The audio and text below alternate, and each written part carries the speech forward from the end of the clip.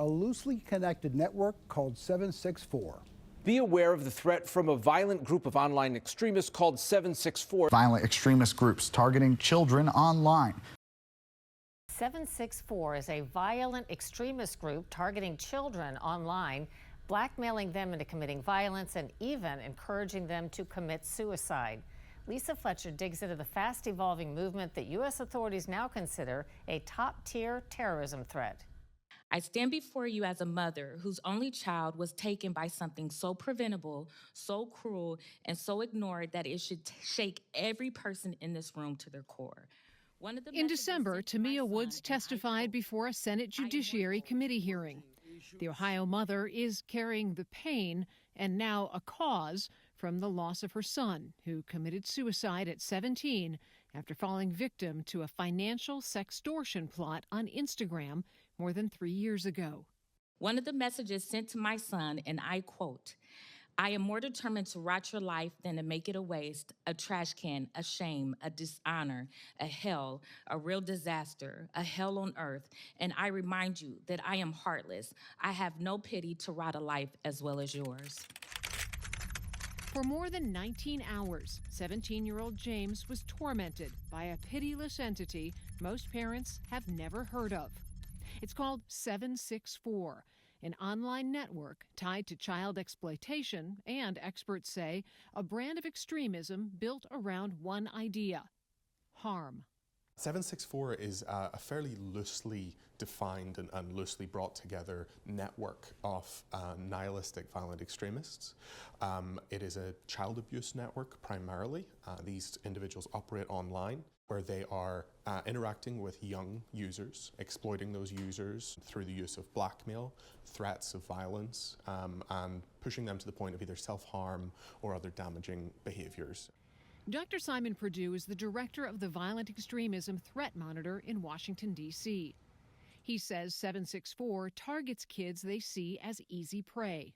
They look for insecurities, expressions of depressive thoughts, suicidality, other forms of vulnerability that is being expressed in these online spaces. Why?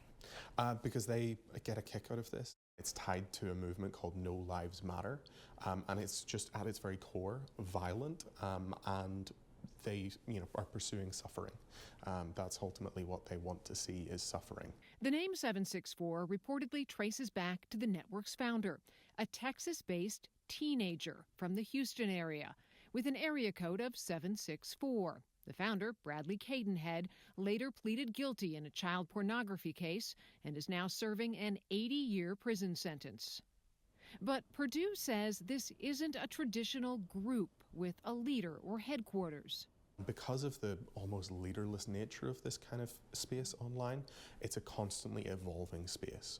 That decentralization makes it hard for investigators and even harder for parents to know who's really on the other side of a screen. What do you think would shock parents most about how quickly their child can get pulled into something like 764? This isn't happening in spaces that you would see as violent. This is happening in very mainstream spaces that seem on the surface to be quite benign and harmless. Roblox and Minecraft, any space where there's online community and online communication is, very problematic and harmful to young users. Perdue says cases like the death of James Woods show what this network is designed to do. It's an evolution of cyberbullying to the point of sexual exploitation, blackmail, and self-harm. But the main goal of this group is to get kids to harm or kill themselves. Mm-hmm. That would be the end goal. But it's not all of the equation. It does include sexual abuse materials and the production of sexual abuse materials as well. A Department of Justice official tells us the DOJ is investigating more than 36 764 cases across the country. On Capitol Hill, lawmakers are now warning the country is behind. From a parent's point of view, why is it important to make these sextortion illegal under federal law? It's laws like this that would back our children and influence them to speak up and let them know that they're being victimized. And people need to be held accountable on top of that. They need to know that they shouldn't be comfortable with doing the things that they're doing. Right now, they're comfortable, and you see more and more people being victimized because of that. But Purdue warns awareness alone is not enough. Just knowing that they're out there doesn't mean that you're going to be aware every time someone pretends to be a fellow 16-year-old, tries to open a dialogue. Because the first move isn't a threat, it's a conversation. At one point and said, "Hey, are you okay?" And he said, "Yeah." And he said, "Are you what's going on?" He said, "I'm fine." Carter's grandma picked him up from practice and seemed okay on the way home.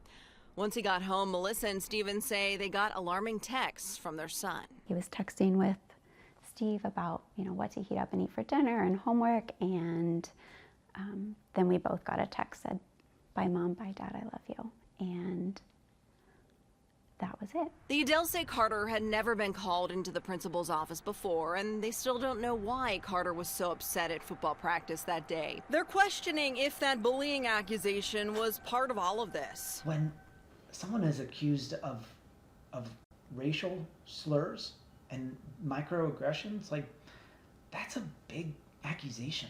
We rely on the people at school to be the eyes, to be the one to say, "Hey,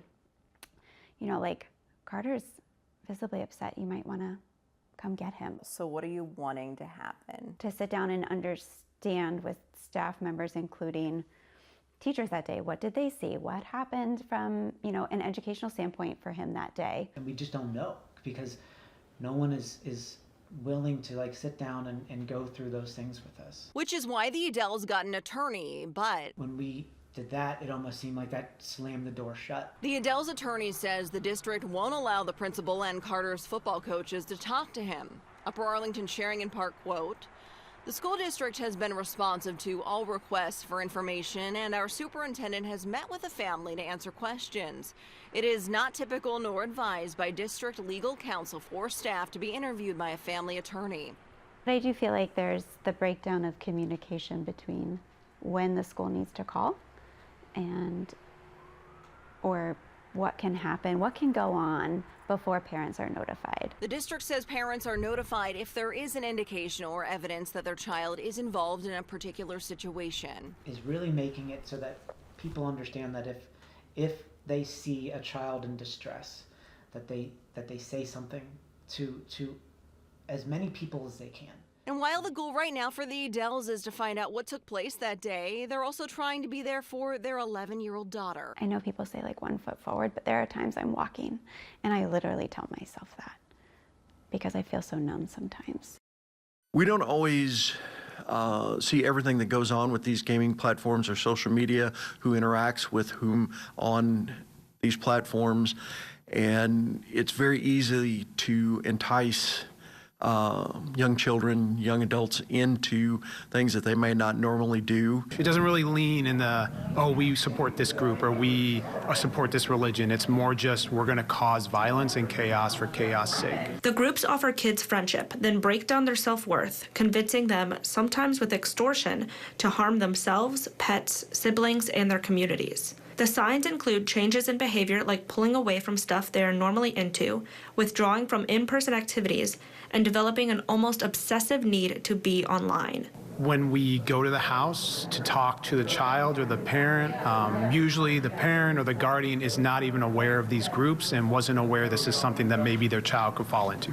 They felt that if their child wasn't, out at 2 a.m, doing drugs or intoxicated, that their child was safe. And in reality, I would say a lot of harm can be done with just unmonitored internet communication. The danger is all virtual, but very real. They never have to meet in person and can easily get rid of a forum and start over on a different platform. If you're a parent, you're worried, one of the best things you can do if you're seeing this is just know who your child is talking to online. In 2025, I really don't think that we should just be saying, they're probably doing okay.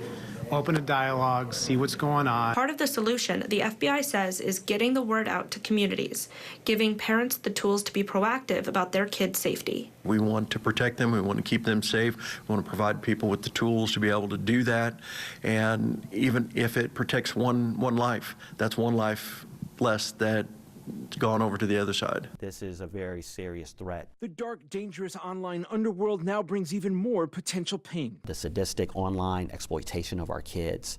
Ted Dock, special agent in charge of the FBI Boston office, is trying to spread the word to parents about monsters trying to hook kids through online gaming and other platforms. They'll befriend these individuals, build a relationship, and then they'll utilize that to co-opt them. We're seeing that they'll start off by either sharing gore content or getting these individuals to share gore content, to getting them used to that, to co-opt them or groom them. They're getting them to share child sexual abuse material.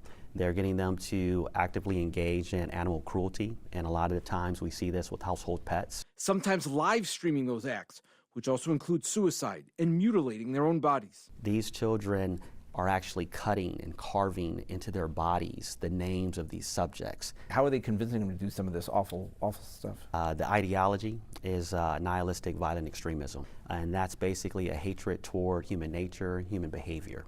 And so they're basically trying to sow chaos, and they seek the destruction of society. Doc says the predators coerce, manipulate, and threaten kids typically from ages 10 to 17, from sending gifts to calling the police to their homes in swatting episodes to show they know where they live, and that they'll try to outdo each other with what kind of destructive things they can get kids to do. Doc says parents should police their kids' online behavior, talk to them, and look for warning signs. Isolation, depression, changing of dress, maybe wearing more clothes to cover up the carvings and things like that. You see changes in appetite, in eating behaviors. These children are starting to talk more about death and not wanting to be around, maybe talking about suicide. This is by far the most graphic material that I've encountered, the most violent. The details of the alleged crimes have shaken even veteran investigators. Teens blackmailed into acts of self-mutilation, sexual acts, harm to animals. In some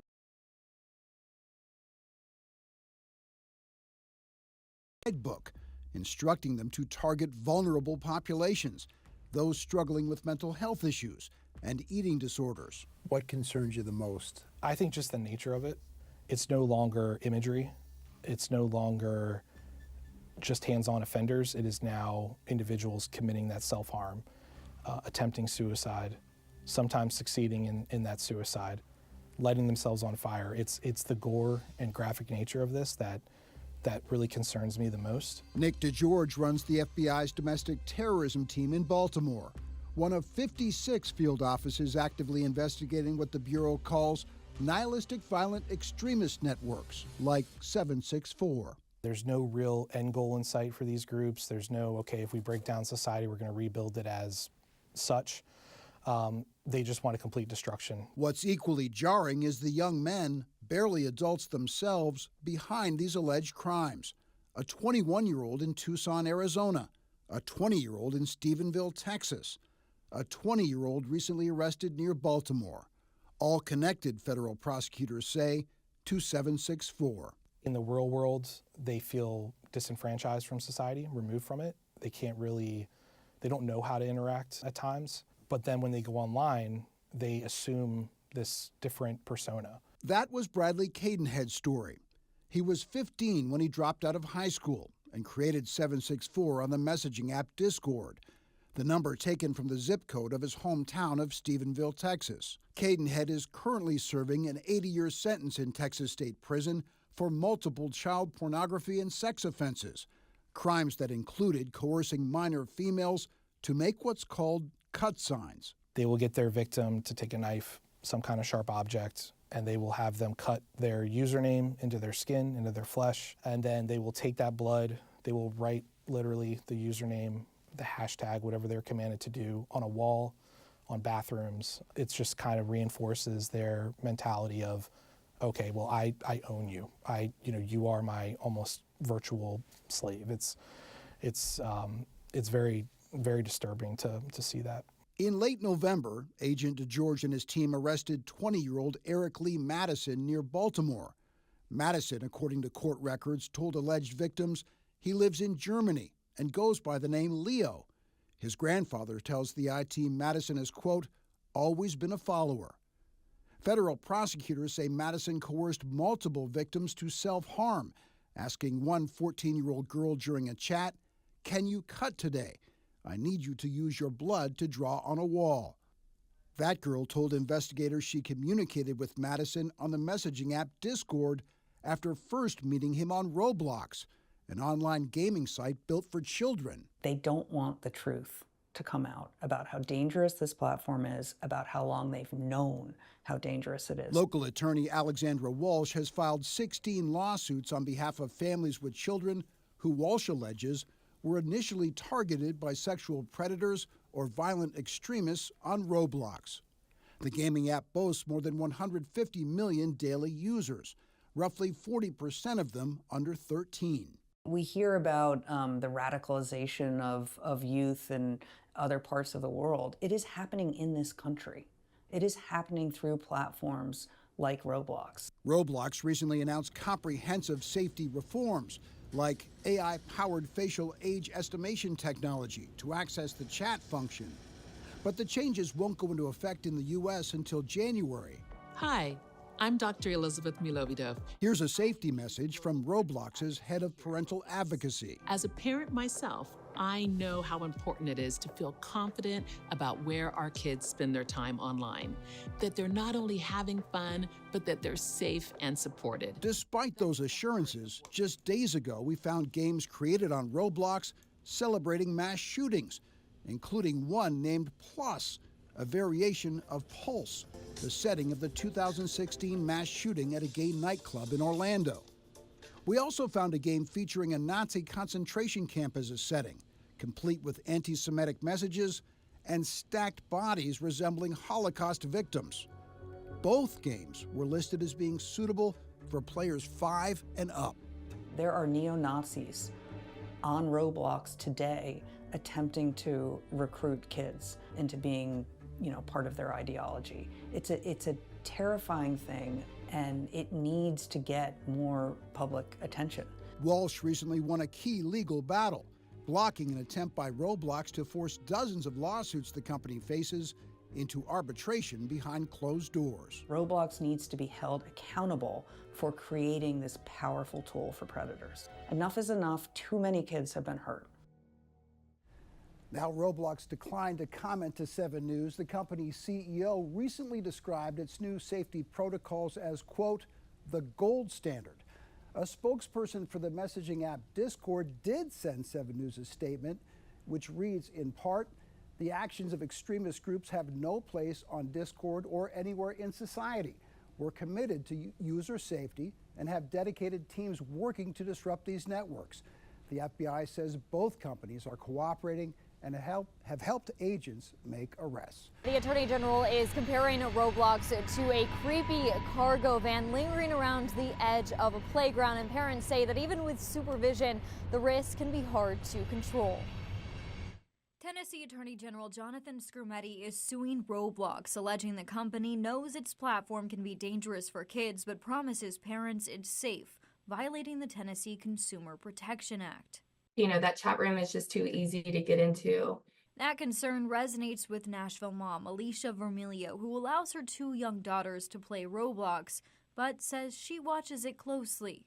I don't see how they could because the chat room, there's so many different chat rooms going on at once. I don't see how they could monitor what people are saying. Roblox is a user-generated gaming platform that allows its users to jump through worlds and create avatars, and its own numbers show just how young its audience is.